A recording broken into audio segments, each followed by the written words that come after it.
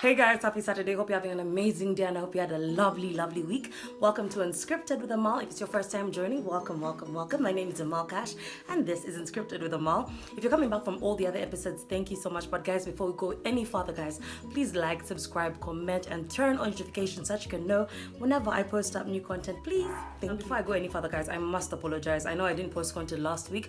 A few of you guys came to my social media asking why I didn't, and the truth is I couldn't post last week because I just flew back to Uganda last week during the lockdown, and honestly I was adjusting to the quarantine routine. I didn't have all my luggage, I didn't have my equipment, so there was a lot. I did not get the opportunity to record, but we are here this week, so we're good. Now, ever since I came back to Uganda, I put out a few clues here and there, and for those of you who got it, you've been asking me how I was able to come back to Uganda during the lockdown. Some of you want to go back to your country, some of you have loved ones that want to go back to their families, so I've been getting a few questions here and there of how I was able to come back to my country during lockdown. So basically I thought today's video would be about how I was able to fly back home during lockdown. I thought I'd give you guys the steps that need to be taken in order for you to be able to fly home during this whole COVID-19 saga.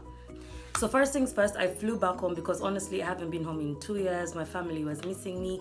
I was also missing my family equally because the last time I came was last year for my sister's wedding, and it was basically 10 days. Before that, I literally came for 48 hours. So I really haven't had the time to sit down and sit home with my parents and enjoy my family's company, and I still haven't because I'm still in quarantine. So that's still something I'm about to get to. Now just to jump right into it, guys, if you know a family member wants to return home, or you yourself you want to return home, the first thing you must do if you intend to go back to your home country or to where you study, because repatriation is for people who have work permits, who are studying, and those who are residents. So if you're any of them and you want to go back to your country of residence, the first thing you must do is contact the embassy and get to talk to the people working at the embassy. Once you talk to them, you'll be put on a messaging platform. Could be Telegram, could be WhatsApp. I was put on a WhatsApp group with everyone from West Africa because we're not enough Ugandans in Nigeria. So the flight was meant to get all Ugandans from all over West Africa. So I'd advise you to get in contact with your embassy and get on that group chat, and you need to do it as soon as possible because this thing goes really quick. It looks like it's slowing, but the moment they close flights, they have really closed the flights because each flight has a specific number of people it's taking. So you're advised to do that first things first. Before you do anything,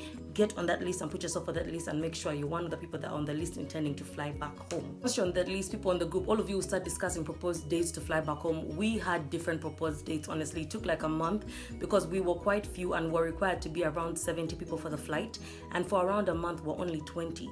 So it took us some time to get to the required number, and even the required number, we didn't really get to it. We got to, I think, around 60 people. So that's the number we just had to go with because we had really postponed it. So once you're in the group, you'll discuss the proposed dates and you'll start finding out when exactly you might travel. Once you get a proposed date of travel and all of you have decided that this date works with all of you, the second thing you must do very quick is have a COVID test. You must arrange for COVID. In Lagos and you're looking for where to do the COVID test, I'll attach different laboratories that are doing that. For other countries, I might not know. I'm really sorry. You have to immediately start looking for how you're going to do this COVID test. Now in Nigeria, you can either get them free or you can pay, but in my case I tried to get it free, but it was taking some time because we're supposed to fly on 8. We were told to do the COVID test like just 2 weeks before. So looking for the free test to do, everything was dragging. They'll say, okay, we're going to do it tomorrow, and they wouldn't, and time was going, and the test was also supposed to take like 5 days. So I had to just rush and go and pay. If you're in Lagos, the COVID test is between 50,000 naira to 70,000 naira. So I actually just had to go ahead and pay for a COVID test to rush things, which I wish I did not, because I did the test on 10th and the flight was meant to be for 18th. Now the results of your test must be within 14 days of the flight. So when you're flying, you have to have done the test within 14 days. If it's beyond 14 days, your test is not valid. So I did my test on 10th. The results came back, I think, around 13th.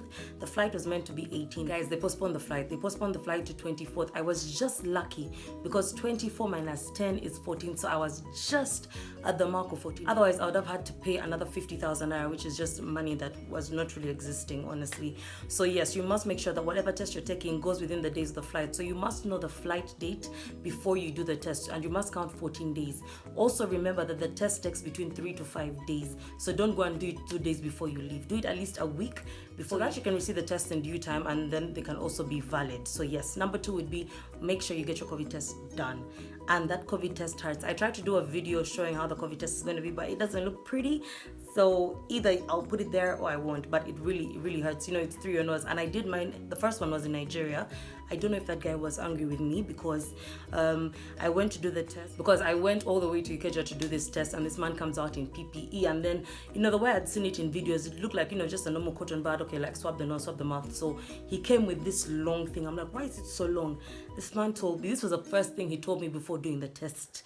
He said, please, if you're feeling He said, if you feel uncomfortable, remember not to touch me. He told me, bend your head. I actually cannot explain. It's not like it's painful. It's just uncomfortable. It's just someone is like deep in your nose. The mouth part is not really that painful. It's also just, trying to go deep in your throat. So, yeah.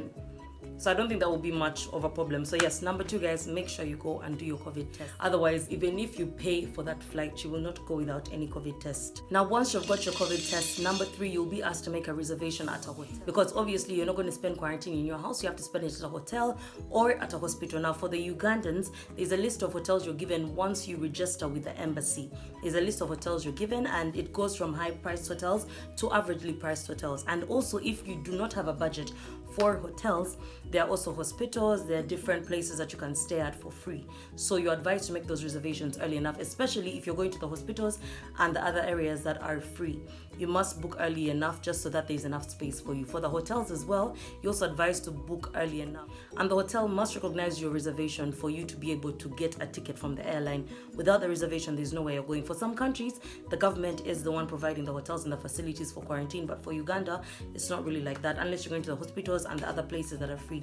But if you want to stay in hotels, you have to make the reservation. I think you have to make a payment. And then they will confirm with Ministry of Health that you have made a reservation, and then you can be issued a ticket. I must warn you guys, the quarantine tickets are more expensive than ordinary tickets. For example, from Lagos to Entebbe, the flight ticket is usually between $590 to, at most during peak period, $900.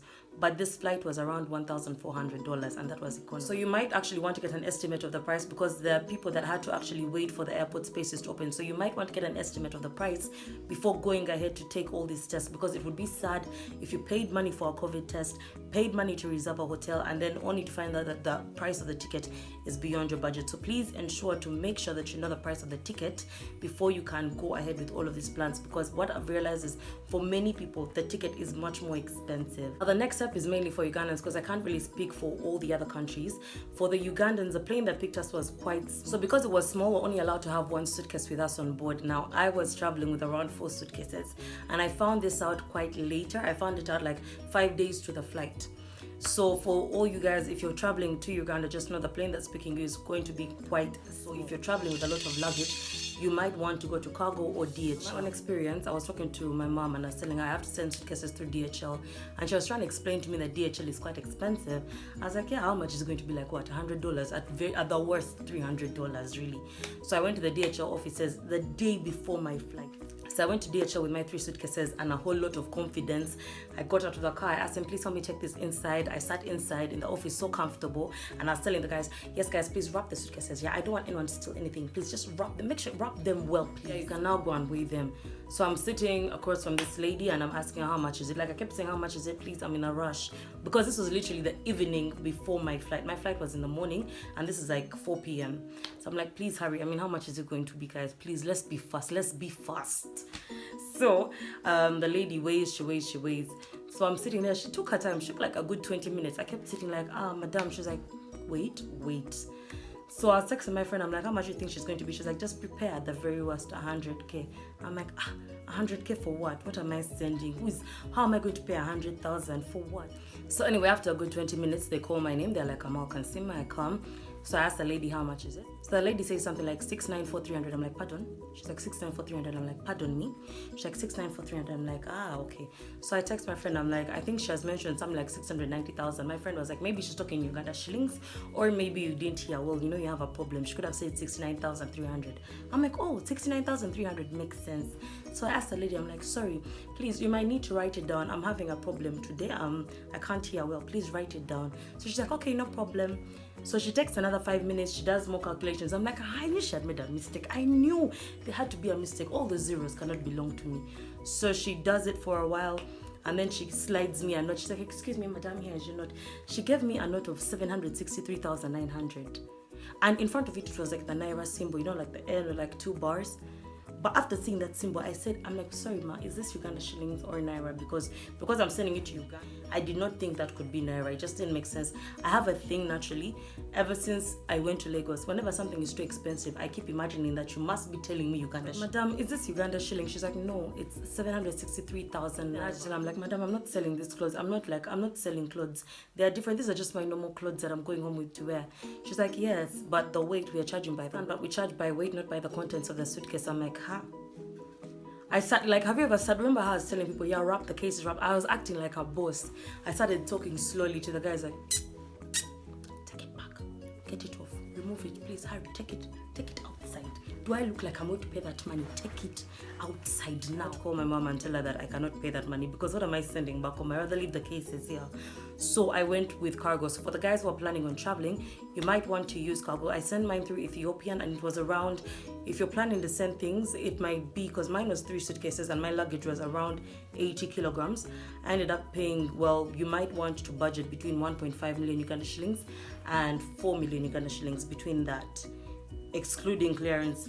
So you might need to send your things earlier on in advance through cargo, or if you can afford all that money, if you got like that money, like $3,000, then sure, go ahead and send it through DHL. But that was not what I was about to do. So I was done with the embassy, the COVID test, the reservation, the luggage. All I was left with was my flight. My flight was for 8 a.m. We're told to be there by 5. Unfortunately, I woke up at 4, and the distance between where I was staying and the airport is around 45 minutes. I was so scared. I thought I'd been left behind, guys. By the time I got there at 6, no one had entered the airport. The airport was closed. We were all outside. There were different flights. There was Dubai, there was UK, and there was Entebbe. But Entebbe was the first flight out because it was 8 a.m. No one had entered. Airports were closed. As in, people came into work. Like the guys who help you check in came into work coming to 8. That was the time they were walking in. As in, we're standing outside. They were walking into work, checking in their ID at around 9. Time to check in. We're not allowed to check in because the airlines had some fees to pay that they hadn't paid. We checked in. We got to the plane at around 10 a.m. But we did not leave the airport until 11:30. And remember, I told you guys, for us, we were picking everyone from West Africa. So from Lagos, we had to go to Accra. From Accra, we had to go to Abidjan. And from Abidjan, we had to go to Cameroon, Douala. I hope I've said that right. So we had to go to 4 countries. Basically, the flight was around 11 hours and 30 minutes.